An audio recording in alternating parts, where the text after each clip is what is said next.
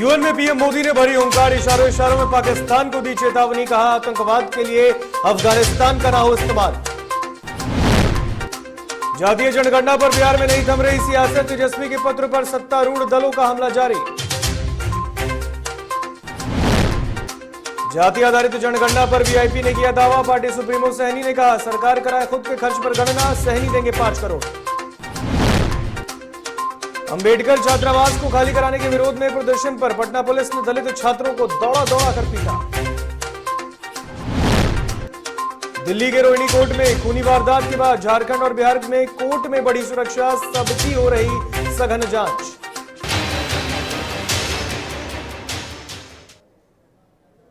नमस्कार, आप देख रहे हैं डीटीवी भारत और मैं हूं आपके साथ ऋतिक। खबरें विस्तार से। प्रधानमंत्री नरेंद्र मोदी ने संयुक्त राष्ट्र महासभा को संबोधित किया है और इस दौरान उन्होंने पाकिस्तान और चीन का नाम लिए बिना आतंकवाद और विस्तारवाद पर जोरदार वार किया है। उन्होंने कहा जो देश आतंकवाद का इस्तेमाल कर रहे हैं उनके लिए भी खतरा है। पीएम मोदी ने यूएनजीए से 2 टूक में कहा कि अफगानिस्तान की धरती का इस्तेमाल आतंकवाद को बढ़ाने के लिए न किया जाए।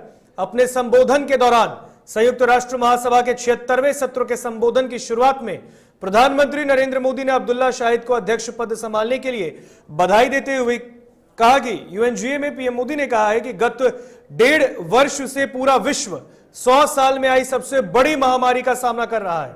ऐसी भयंकर महामारी में जीवन गंवाने वाले सभी लोगों को मैं श्रद्धांजलि देता हूं और परिवारों के साथ अपनी संवेदनाएं व्यक्त करता हूं। साथ ही पीएम ने भारत के बदलते रूप को भी याद किया है। पहली डीएनए वैक्सीन विकसित कर ली है जिसे 12 साल की आयु से ज्यादा के सभी लोगों को लगाया जा सकता है। एक और mRNA वैक्सीन अपने डेवलपमेंट के आखिरी चरण में है। भारत के वैज्ञानिक कोरोना की एक नेजल वैक्सीन के निर्माण में भी जुटे हैं। मानवता के प्रति अपने दायित्व को समझते हुए भारत ने एक बार फिर दुनिया के जरूरतमंदों को वैक्सीन देनी शुरू कर दी है। हमारा आत्मनिर्भर भारत अभियान इसी भावना से प्रेरित है।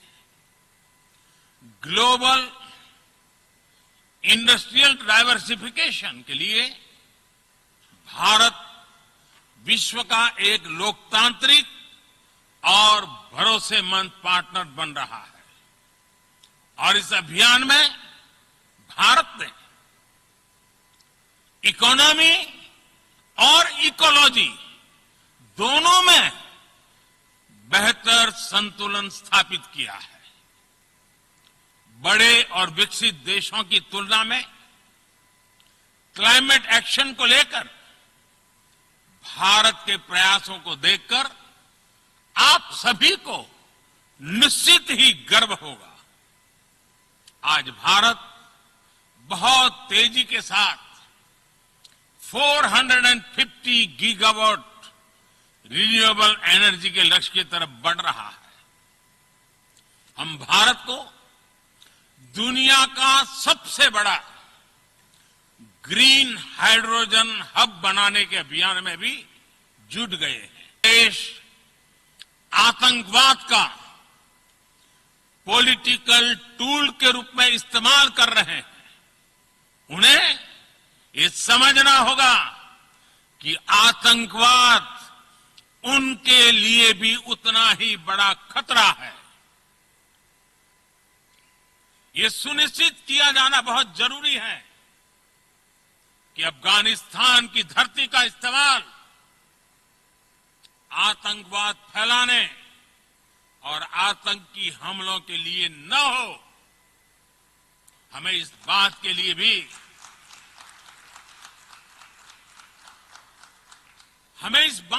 भी सतर्क रहना होगा कि वहां की नाजुक स्थितियों का कोई देश अपने स्वार्थ के लिए एक टूल की तरह इस्तेमाल करने की कोशिश न करें।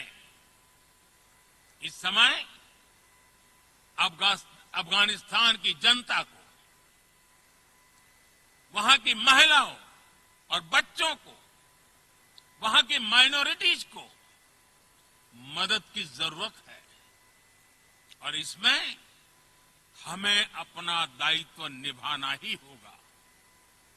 अध्यक्ष महोदय, हमारे समंदर भी हमारी साझी विरासत है, इसलिए हमें ये ध्यान रखना होगा कि ओशन रिसोर्सेज को हम यूज करें, एब्यूज नहीं। हमारे समंदर अंतर्राष्ट्रीय व्यापार की लाइफलाइन भी है। इन्हें हमें एक्सपांशन और एक्सक्लूजन की दौड़ से बचाकर रखना होगा। रूल बेस्ड वर्ल्ड ऑर्डर को सशक्त करने के लिए अंतर्राष्ट्रीय समुदाय को एक सुर में आवाज उठानी ही होगी। सुरक्षा परिषद में भारत की प्रेसिडेंसी के दौरान बनी विस्तृत सहमति विश्व को मैरीटाइम सिक्योरिटी के विषय में आगे बढ़ने का मार्ग दिखाती है। अध्यक्ष महोदय, भारत के महान कूटनीतिज्ञ आचार्य चाणक्य ने सदियों पहले कहा था, कालातिक्रमात् काल एव फलम पिबती। जब सही समय पर सही कार्य नहीं किया जाता तो समय ही उस कार्य की सफलता को समाप्त कर देता। केंद्र सरकार के द्वारा जाति का जनगणना पर रुख साफ होने के बाद बिहार में सियासत गर्म है। ऐसे में अब जातीय जनगणना को लेकर नेता प्रतिपक्ष तेजस्वी यादव ने देश के सभी विपक्षी दलों को पत्र लिखा है और जाति आधारित जनगणना पर एक साथ होने को कहा है। अपने पत्र के दौरान नेता प्रतिपक्ष ने उत्तर प्रदेश के पूर्व मुख्यमंत्री अखिलेश यादव, बंगाल की मुख्यमंत्री ममता बनर्जी, उड़ीसा के मुख्यमंत्री नवीन पटनायक के साथ सभी 13 मुख्यमंत्रियों और 33 विपक्षी पार्टी के प्रमुखों को पत्र लिखकर कहा कि सभी को देश हित में आगे आना चाहिए।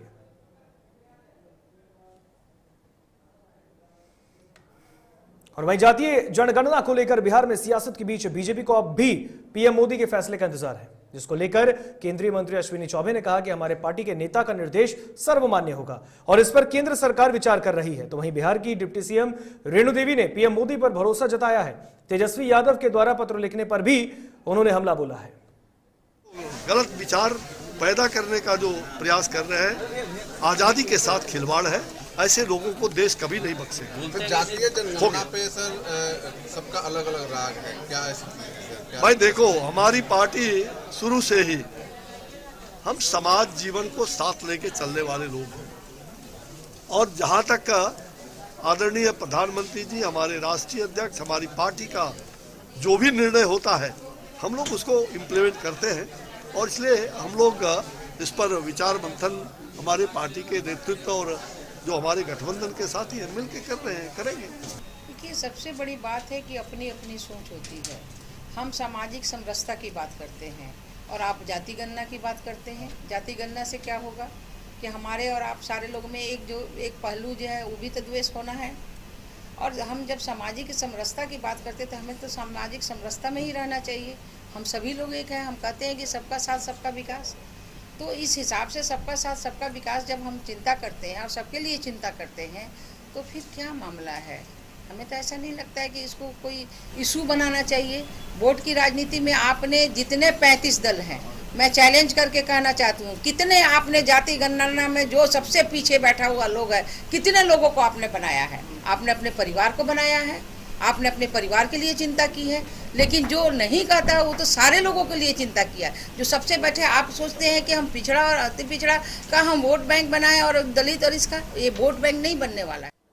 तो वहीं जाति आधारित जनगणना को लेकर गर्म सियासत के बीच एनडीए घटक दलों ने अपना दांव खेल दिया है। इसको लेकर वीआईपी के संस्थापक मुकेश सैनी ने कहा कि बिहार सरकार अपने खर्चे पर जातीय जनगणना कराए, जिसके लिए वीआईपी सुप्रीमो और उनकी पार्टी 5 करोड़ रुपए देगी। तो वही बिहार के पूर्व मुख्यमंत्री जीतन राम मांझी ने बड़ा बयान देते हुए कहा कि देश की जनता को उनका हक दिलाने के लिए जातीय जनगणना बेहद जरूरी है। उन्होंने कहा कि अभी प्रधानमंत्री मोदी से उम्मीद है।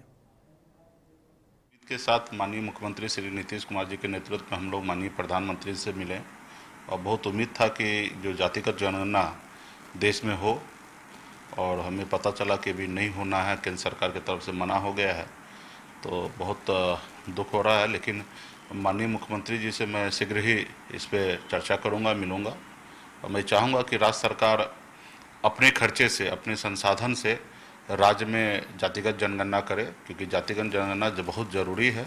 आज हमें पता ही नहीं कि पिछड़े समाज के लोग कितने हैं, किस संख्या में हैं, कौन लोग क्या कर रहे हैं, तो ये सब की जानकारी राज्य के पास जब तक नहीं आएगा तब तक हम उसके लिए बेहतर विकास का कोई रोड मैप नहीं बना पाएंगे। तो इसके लिए मेरा माननीय मुख्यमंत्री जी से आग्रह होगा कि राज्य सरकार अपने खर्चे से इसको कराए, और इसके लिए हमने कल कहा भी है कि हमारे पार्टी के ओर से हम 5 करोड़ रुपए का डोनेशन राज्य सरकार को देंगे, जिसमें 4 करोड़ रुपया पार्टी की तरफ से, 1 करोड़ रुपया निजी अपने तरफ से। मैं चाहूँगा कि राज्य सरकार अपने खर्चे से जातिगत जनगणना बिहार में कराए। देखिए, बड़ी उम्मीद के साथ इसके बारे में हम कल बोले हैं कि हम लोगों को पुनः आपस में बात करना चाहिए और आपस में बातचीत कर करके एक कदम उठाना चाहिए। हमको लगता है अभी भी हम लोग होपफुल हैं कि माननीय प्रधानमंत्री जी किसी कारण से RPT की तरफ से करवा दिए हैं, लेकिन वो जरूर इस पर सोचेंगे। एक बार पुनः हम लोग उनको समय दे सकते हैं कि आप एक बार विचार कीजिए, पुनर्विचार कीजिए, और ये कहने के लिए सभी सर्वदल के लोग एक साथ बैठें और एक स्वर से प्रधानमंत्री से अनुरोध करें। पटना में पंचायती राज मंत्री सम्राट चौधरी ने जातीय जनगणना पर कहा कि पिछली बार 4,28,000 जातियों की उपजातियां दिखाई गई, इसलिए हमको भी लगता है कि इसमें कहीं ना कहीं त्रुटि है। इसको देखते हुए देश के प्रधानमंत्री तय करेंगे कि इसमें क्या करना है। जीतन राम मांझी के मनुवादी वाले बयान पर उन्होंने कहा कि हम सभी राम के वंशज हैं, राम का वंशज माना जाता है लवकुश, राम ही हमारे प्रभु हैं, इसलिए इस देश में राम के बिना कुछ भी कल्पना नहीं कर सकते। कोर्ट में यह स्पष्ट कर दिया गया है कि पिछली बार जो स्थिति बनी थी उसमें 4,28,000 जातियों के उपजातियां दिखाई गई, जो हमको भी लगता है कि इसमें कहीं ना कहीं त्रुटि है। तो इसकी पूरी व्यवस्था देख रही है और स्वाभाविक है देश के प्रधानमंत्री जी तय करेंगे कि इसमें आगे क्या करना। जनसंवाद यात्रा को लेकर जदयू संसदीय बोर्ड के अध्यक्ष उपेंद्र कुशवाहा नालंदा पहुंचे, जहां नूरसराय और नगर नौसा प्रखंड के जेडीयू कार्यकर्ताओं ने उनका स्वागत किया। सालेपुर गांव के पास पूर्व विधायक सुनील के समर्थकों के द्वारा भी ढोल नगाड़ों के साथ उनका स्वागत किया गया और इस मौके पर कुशवाहा ने कहा कि बिहार में जातीय जनगणना बहुत ही जरूरी है। जब तक जातीय जनगणना नहीं होगी तब तक सरकार के पास सभी जातियों के आंकड़े उपलब्ध नहीं हो पाएंगे।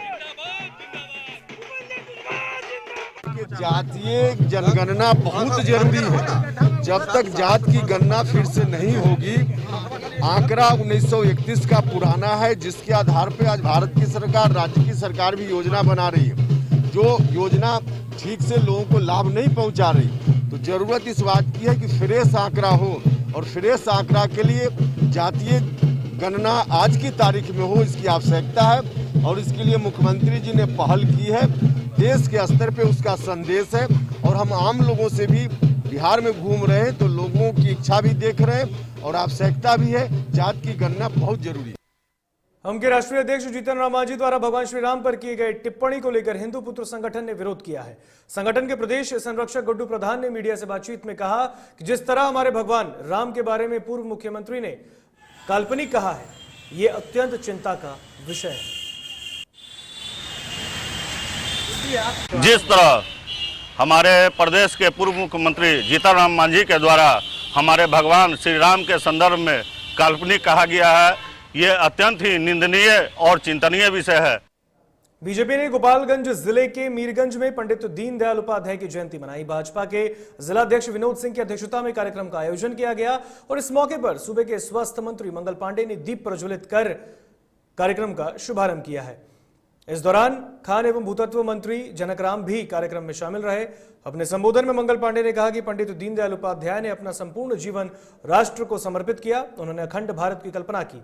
उनके द्वारा प्रतिपादित एकात्म मानववाद में संप्रदाय से ऊपर उठकर अंतिम छोर के व्यक्ति के विकास की कल्पना की थी। आज पंडित दीनदयाल उपाध्याय जी का जयंती समारोह है और आज के दिन हम सब लोग अपना पुष्पांजलि और श्रद्धा सुमन उनको निवेदित कर रहे हैं। पंडित दीनदयाल जी के विचार इस देश के गरीबों के कल्याण के लिए थे। समाज के अंतिम पायदान पर बैठे हुए व्यक्तियों को विकास की कड़ी में आगे लाने के लिए था और आज उन्हीं के विचारों से प्रभावित होकर हमारे आदरणीय प्रधानमंत्री जी, भारतीय जनता पार्टी के हमारे सभी कार्यकर्तागण काम करते हैं।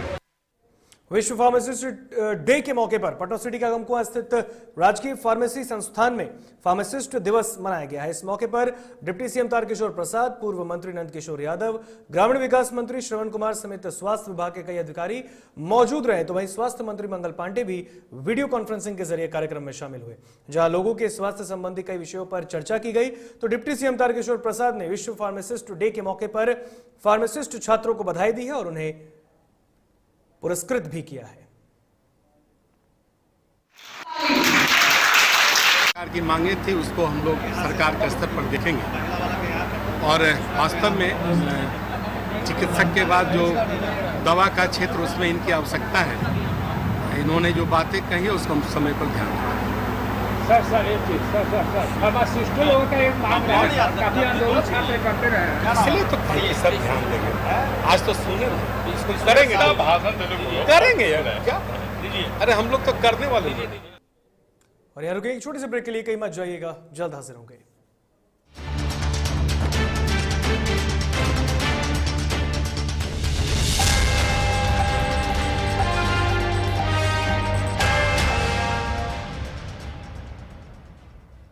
Elite institute. अगर आपके अंदर चाह है तो एलीट आपकी राह है। IIT हो या मेडिकल, आप चाहते हैं अपने आप को उत्कृष्ट दिखाना, आप चाहते हैं खुद को IITian के रूप में दिखना या मेडिकल के क्षेत्र में आगे बढ़ना, तो एलीट आपके लिए बहुत बड़ी ताकत के साथ आपके सामने है। आइए, खुलिए, बढ़िए, पहुंचिए। Elite institute.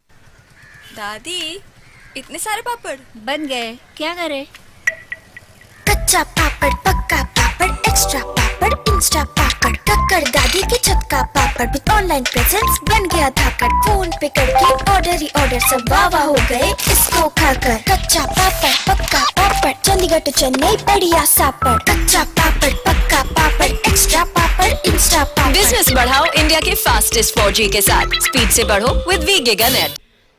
घर चाहिए, मकान चाहिए कि चाहिए दुकान, या फिर चाहिए जमीन जायदाद, वो भी बिना ब्रोकर, बिना कमीशन के, 100% लीगल। अधिक जानकारी के लिए देखिए हमारा खास कार्यक्रम बिल्डिंग बाजार।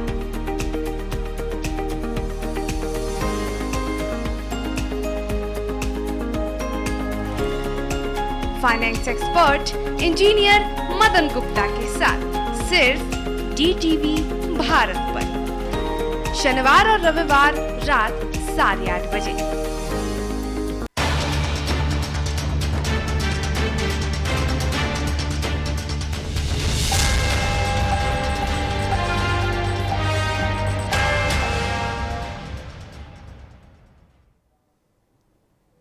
ब्रेक के बाद एक बार फिर स्वागत आपका DTV भारत में। बढ़ते हैं खबरों में आगे।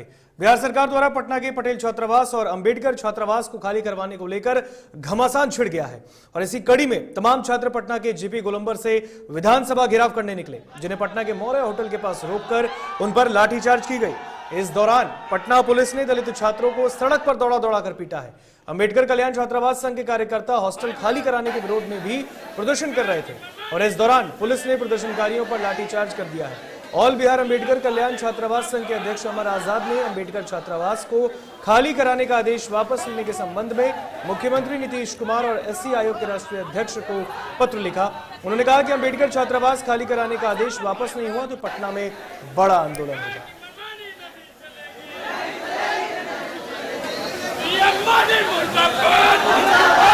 देखिए, हम लोग अनुसूचित जाति जनजाति अंबेडकर कल्याण छात्रावास के छात्र हैं, जिसका विभिन्न विश्वविद्यालय में परीक्षा का आयोजन चल रहा है और बिहार सरकार ने छात्रावास को खाली कराने का आदेश दिया है।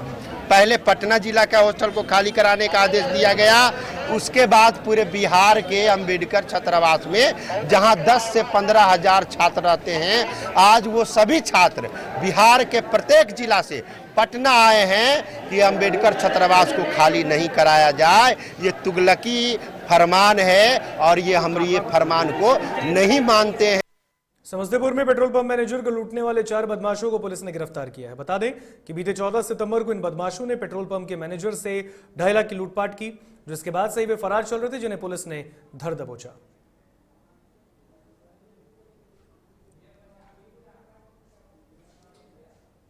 कटिहार जिला प्रशासन द्वारा पंचायत चुनाव को लेकर तैयारियां अपने अंतिम चरण पर है। ऐसे में जिले में शांतिपूर्ण माहौल में पंचायत चुनाव संपन्न कराने के लिए प्रशासनिक स्तर पर सारी तैयारियां लगभग पूरी कर ली गई हैं।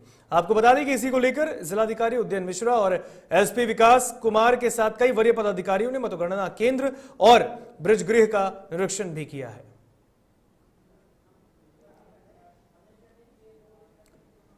सासाराम में पंचायत चुनाव के लिए शनिवार से नामांकन प्रक्रिया शुरू हो गई है, जो 1 अक्टूबर तक चलेगी, जो 1 अक्टूबर तक चलने वाली है। और सासाराम के प्रखंड विकास पदाधिकारी रोजी रानी ने बताया कि प्रखंड मुख्यालय में 5 पदों के लिए नामांकन होना है, जिसमें मुखिया, पंचायत समिति सदस्य, वार्ड सरपंच और पंच शामिल हैं। इसके लिए प्रखंड परिसर में व्यापक तैयारियां की गई हैं। परिसर की बैरिकेडिंग की गई है और बेवजह परिसर में प्रवेश निषेध कर दिया गया है।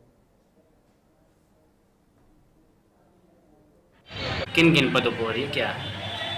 आज से नामांकन की प्रक्रिया शुरू हो गई है, जिसमें हमारे यहाँ 5 पद के लिए नामांकन चल रहा है। जैसे आपको एक तो हो गया वार्ड सदस्य के लिए हो गया, और पंचायत समिति का हो गया, पंच, सरपंच और मुखिया, ये 5 पद का हमारे यहाँ नामांकन यहाँ सासाराम प्रखंड में चल रहा है, जो 1 अक्टूबर तक चलेगा। बेतिया के लौरिया थाना परिसर में चहलुम और दुर्गा पूजा को लेकर शांति समिति की बैठक की गई। बैठक अंचलाधिकारी और थानाध्यक्ष की अध्यक्षता में हुआ है। सीओ ने बताया कि बिहार सरकार के आदेश के आलोक में कोरोना गाइडलाइन का पालन करते हुए हमें अपने पर्व और त्योहार सादगीपूर्ण मनाना है। इधर डीजे और अश्लील गाना बजाने पर भी सख्त निर्देश है। उन्होंने कहा कि किसी भी परिस्थिति में डीजे और भोजपुरी अश्लील गाने नहीं बजेंगे। जो इसका उल्लंघन करेगा उसके विरुद्ध कानूनी कार्रवाई होगी।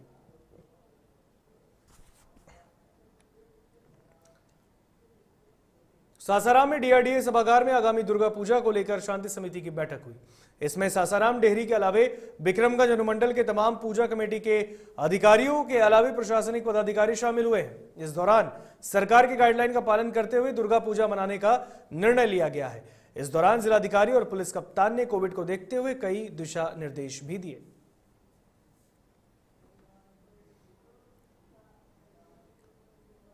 बेगूसराय नगर निगम के कनीय अभियंता अजीत कुमार के बेटे आशीष कुमार ने यूपीएससी की परीक्षा में 226वां रैंक प्राप्त किया है। आशीष को यह उपलब्धि दूसरी बार परीक्षा देने के बाद मिली है और आशीष की प्रारंभिक शिक्षा बेगूसराय के इटवा डीएवी से हुई। आशीष के इस उपलब्धि से परिजनों के साथ साथ जिलेवासियों में खुशी की लहर है।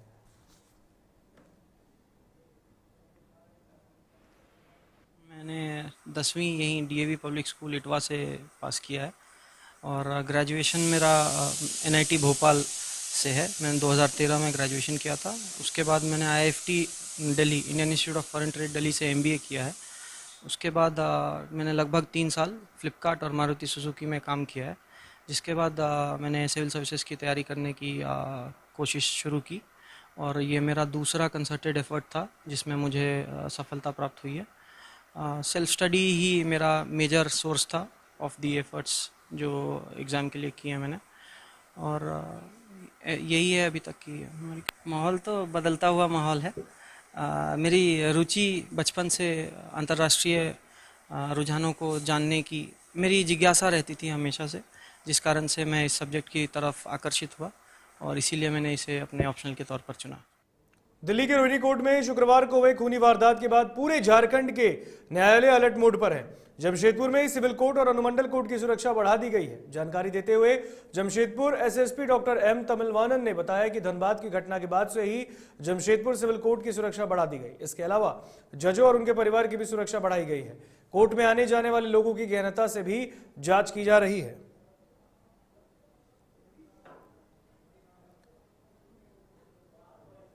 जमशेदपुर के आबकारी विभाग को एक बार फिर से बड़ी सफलता हाथ लगी है, जहां विभाग ने एमजीएम थाना क्षेत्र में छापेमारी कर शराब भट्टियों को ध्वस्त किया है। साथ ही बड़ी मात्रा में अवैध शराब और महुआ को भी जब्त किया गया है। बताया गया कि विभाग को इस इलाके में शराब भट्टी संचालित होने की सूचना मिली, जिसके बाद ये पूरी कार्रवाई की गई।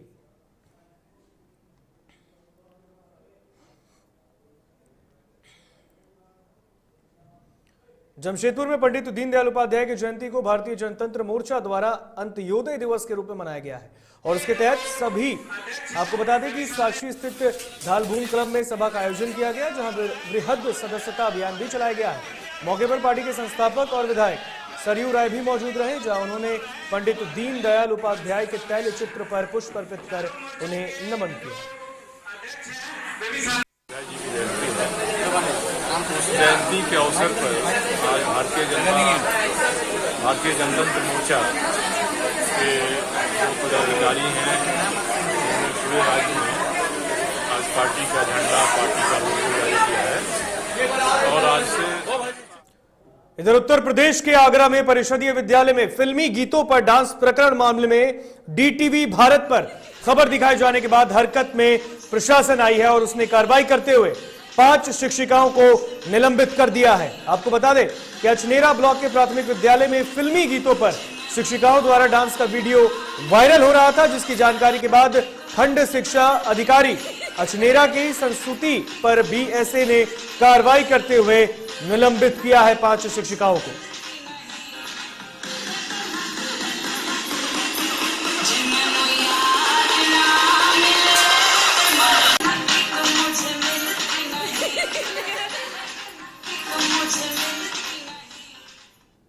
फिलहाल खबरों में इतना ही। आप मुझे दीजिए इजाजत। देखते रहिए डीटीवी भारत। नमस्कार।